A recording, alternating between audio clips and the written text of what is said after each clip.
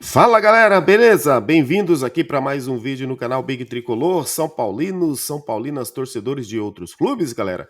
O que fez a diretoria mudar aí o pensamento sobre reforços? Vamos falar nesse vídeo aqui que o São Paulo também rescinde aí com volante, né, galera? E decisão tomada então onde ele vai jogar, tá bom? Vou trazer para vocês aqui a informação também e o provável time do São Paulo hein, contra o Guarani. Hoje São Paulo e Guarani no Morumbis, né?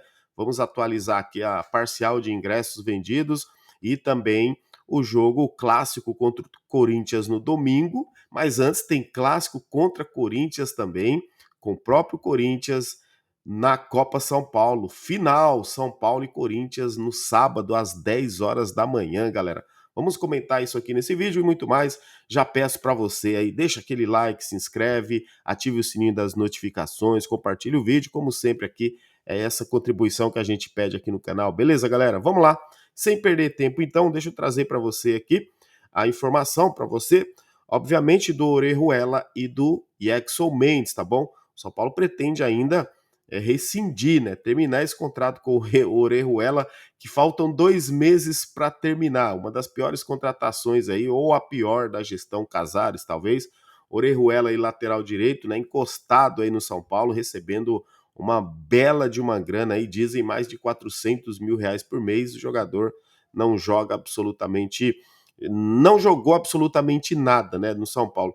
E detalhe, né, dizem que tem um time aí interessado nele, né, tá conversando, negociando e ele pode sair até antes de março, mas o jogador aí para ele tá recebendo, o negócio parece que tá muito bom pro Orejuela. Agora, uma decisão que foi tomada no São Paulo, o Yaxel Mendes, né? O São Paulo e o Yaxel Mendes chegaram a um acordo, esse sim rescindiu aí com o São Paulo e ele vai jogar aí no Independente Del Valle, tá bom? Então, o Yaxel Mendes não é mais jogador do São Paulo, só pra gente finalizar aqui oficialmente. Jogador, né, galera, que o Yaxel Mendes lá, que chegou até com uma certa pompa ali, né, se a gente poder dizer assim, porque quando ele chega, jogador de Copa do Mundo, lá, jogador do Equador, né? E aí, quando chega ali, tem moral com o Rogério Ceni, jogou alguns jogos no Paulista, só que depois acabou perdendo ou a confiança, ou a posição também, depois daquele pênalti perdido nas quartas de finais do Campeonato Paulista ali de 2023, né? Ele perde, bate horroroso aquele pênalti ali também contra o Água Santa. Depois daquilo ali também o Yaxel Mendes sumiu, não conseguiu mais jogar, ter sequência com nenhum treinador do São Paulo, foi emprestado 2 vezes aí. E aí agora o jogador aí então está indo para o Independente Del Valle, beleza? É isso aí. Se você gostou, comenta aí, deixa aquele like aí então para fortalecer aqui. Tamo junto. Agora vamos falar, galera, assim, sem perder tempo, né, desse. Lembrando, hein? O São Paulo ainda também tem decisão para tomar de 2 jogadores, né? Não vamos esquecer, tá? Sobre o Lisieiro e também o próprio. Caramba, deu um branco aqui agora. O Lisieiro e o Luan. Os dois volantes, né? Eu ia falar outro jogador. O Lisieiro e o Luan. Os dois jogadores ainda a diretoria tenta, né, achar um clube para eles. O Luan, inclusive, tentou ser envolvido, né, naquela negociação lá com o Natanael, que não deu certo. O Luan não quis ir para o Curitiba. O Lisieiro aí tentou voltar atrás, né, pediu alto para o São Paulo.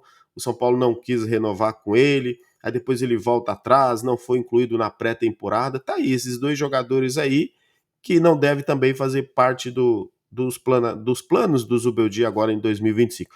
Eu só acho curioso, viu, de verdade mesmo, que o Liseiro, quando volta, a diretoria disse ali, né, o Belmonte dizendo que ele estava mudado, seria um grande jogador, o Casares anunciou como reforço, que ele tinha sido muito bem avaliado pelo Zubeldia. Meses depois o jogador não serve mais, né? Que estranho, né, galera? Mas aquilo que a gente falava antes, ó, é melhor nem voltar o Lisieiro, já arranja outro caminho para ele, porque a gente já sabe muito o histórico do jogador, assim, né? Já teve uma passagem pelo São Paulo, não foi bem no Internacional, não foi bem lá no próprio Curitiba, não foi bem na Suíça, ninguém quis ficar com o Lisieiro. E aí, quando volta para o São Paulo, já achavam que ele ia ser um craque aos 27, 28 anos ali? É difícil, né? Porque até pelas passagens recentes, boa sorte aí pro Lisieiro e pro Luan aí nos seus outros clubes também, beleza? Vamos falar aqui agora então dessa mudança de planos da diretoria, em relação aos reforços, galera. Por que, que a diretoria muda agora, a tendência agora não chegar outros reforços pedidos pelo Luiz Ubeldia, pelo treinador? Porque agora é o seguinte, galera, a gente sabe, né? A gente sabe que o efeito Copa São Paulo, o efeito Rian Francisco, a gente pode falar efeito a base ali, né? E aí o São Paulo entendeu que buscar jogador, aqueles jogadores ali que a gente diz assim, jogadores às vezes nível B, nível C, para serem reservas, para compor elenco, porque você não compõe o elenco com a base do São Paulo, alguns que estão jogando a Copa São Paulo, e são bons destaques, né? A gente fala isso aqui diariamente, né? Isso aqui, não é assim, se iludir, a diretoria também não está se iludindo, está vendo uma realidade. O Belmonte, né, recentemente, em dezembro, eu estava acompanhando algumas postagens da diretoria, inclusive algumas falas, antes de gravar esse vídeo aqui, inclusive comentei ontem lá no programa Tricolor de Coração à noite, eu disse, cara, o Belmonte tinha dito que o Zubeldia achava que o Rian Francisco não estava pronto. Isso em dezembro. Agora, olha só como o efeito Copa São Paulo, o efeito Juan Francisco, muda a postura da diretoria. Agora o Rian Francisco ele vai ser integrado ao elenco principal. Qual que era a ideia da diretoria? Não era subir ainda o Rian Francisco. Isso palavras da própria diretoria, galera. Vocês devem ter acompanhado. Palavras do próprio diretor de futebol, Carlos Belmonte. Então, muitas vezes a gente fala, meu, o torcedor sabia que o Rian Francisco jogava desse jeito que ele estava jogando na Copinha, o que ele jogou. Será que a diretoria não entendia isso? Queria manter o menino mais um ano lá na base? Queriam o quê? Fazer ele ficar mais forte, mais rápido, ia preparar mais ele? Só que aí é o seguinte, né? Ele que tem apenas 18 anos, ele mostrou que na Copa São Paulo também, jogando ali com jogadores mais velhos, mais fortes, mais rápidos do que ele consegue ser bom jogador, consegue ser diferente também jogando com essa garotada e com essa safra.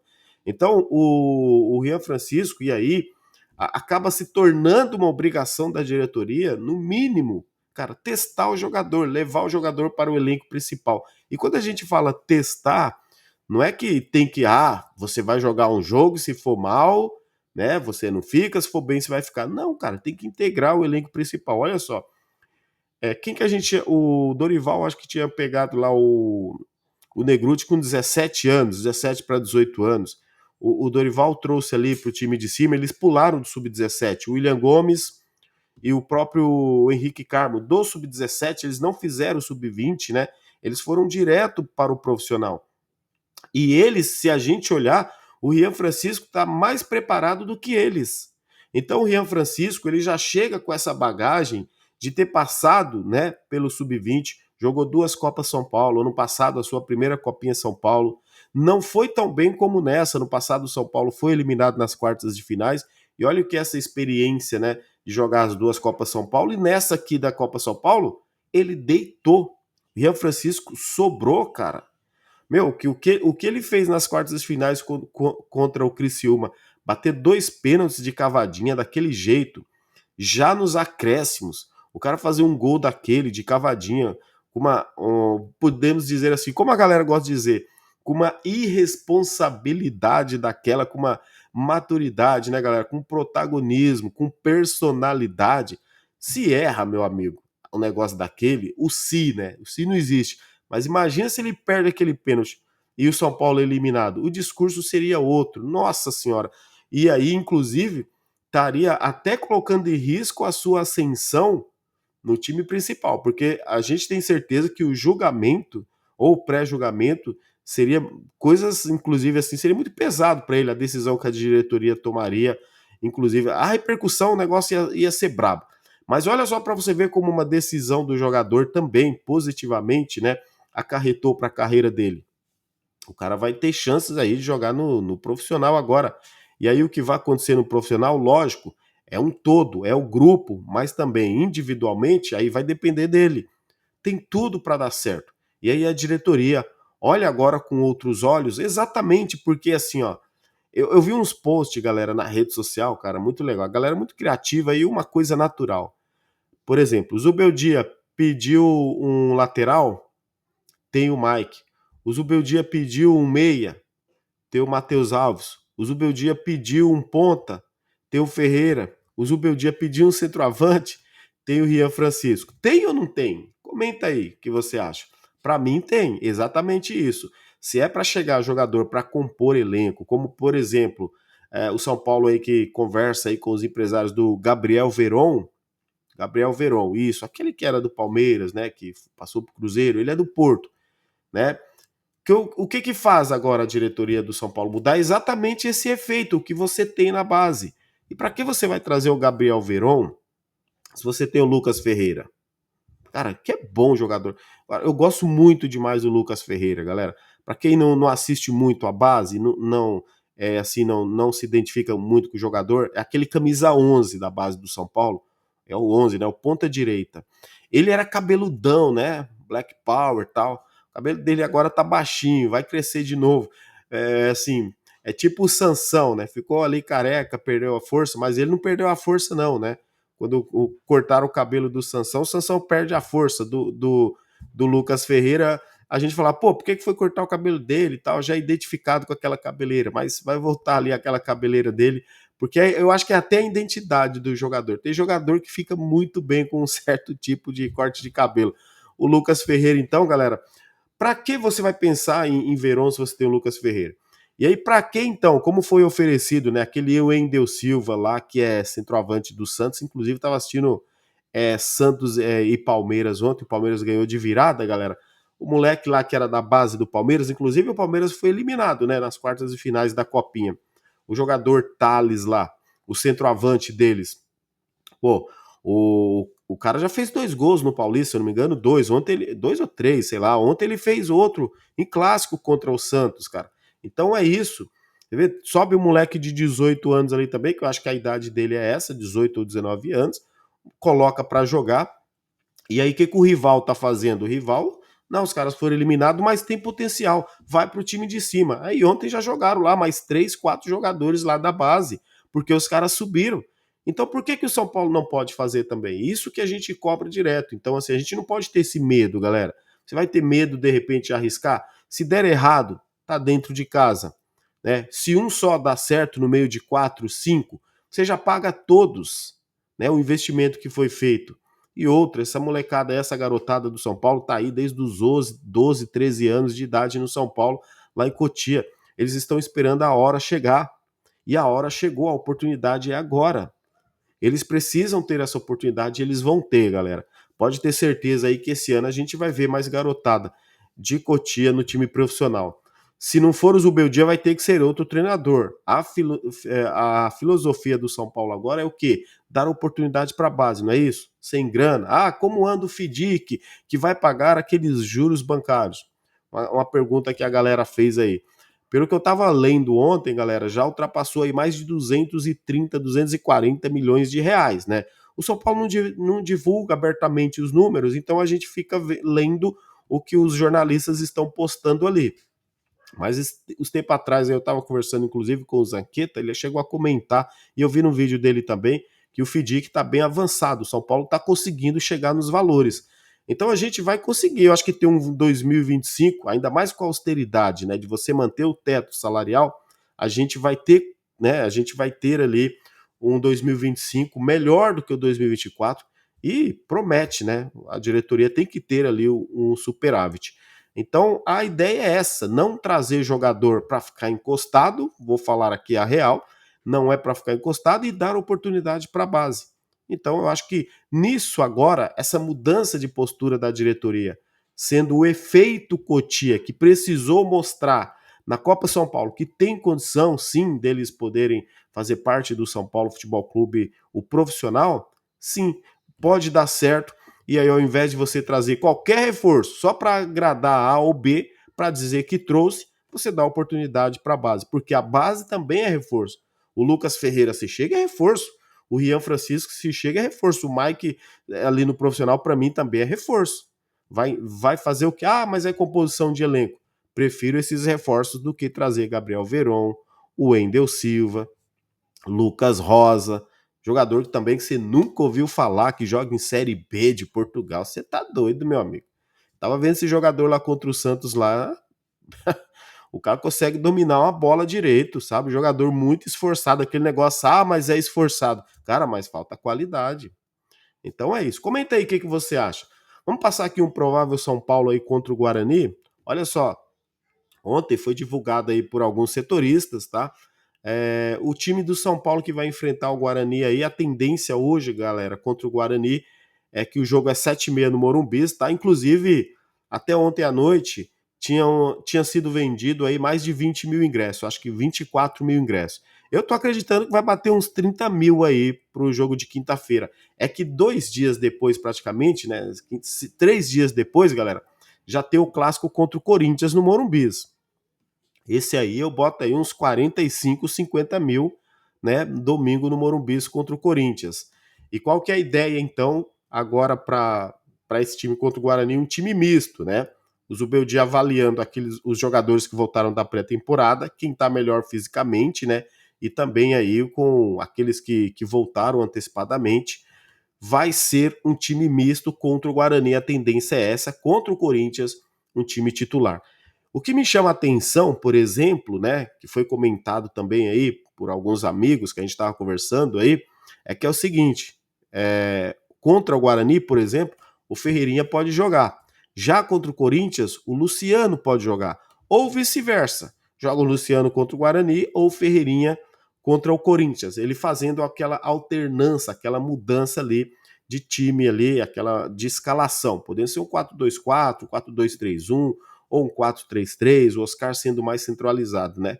A verdade é, galera, independente, na minha opinião, independente da escalação, a postura do São Paulo, do Campeonato Paulista aí contra Guarani, contra Corinthians, que seja, tem que ser diferente. Tem que ser o São Paulo mais agressivo, né? Se a gente for falar ofensivamente. Nem for falar aguerrido, porque esse time do São Paulo eu já acho ele aguerrido. É um time que luta, né? É um time brigador, um time que marca bem, um time em campo ele é bem postado para se defender. Agora, para atacar, é onde eu vejo as dificuldades do São Paulo. Então, isso aí também é treinamento. Porque se no treinamento defende bem, por que também não ataca bem? Acho que tem que pressionar um pouco mais o adversário, né, galera? E isso a gente vai ver agora em 2025. Continuo dizendo, acredito que a gente vai ter um 2025 melhor do que o 2024. Comenta aí o que você acha, tá bom? No vídeo da tarde, vamos trazer mais detalhes, inclusive, das reuniões aí do São Paulo sobre esses reforços, reuniões aí que aconteceu ontem, vão acontecer hoje, inclusive, uma outra reunião, né? Obtive essa informação ontem.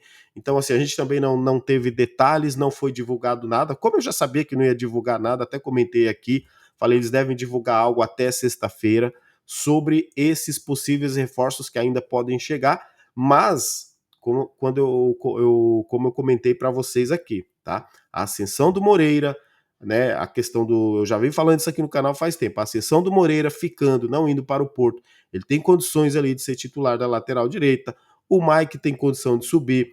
O próprio Igor Vinícius, ainda, que negocia um contrato com o São Paulo aí, que aí você fala, pô, o Igor Vinícius tem contrato até final de 2025, mais 2 anos para o Igor Vinícius, então seria mais 3 anos de Igor Vinícius no São Paulo. Será que isso é o ideal? Será que também o São Paulo não busca um lateral direito para exatamente não renovar com o Igor Vinícius?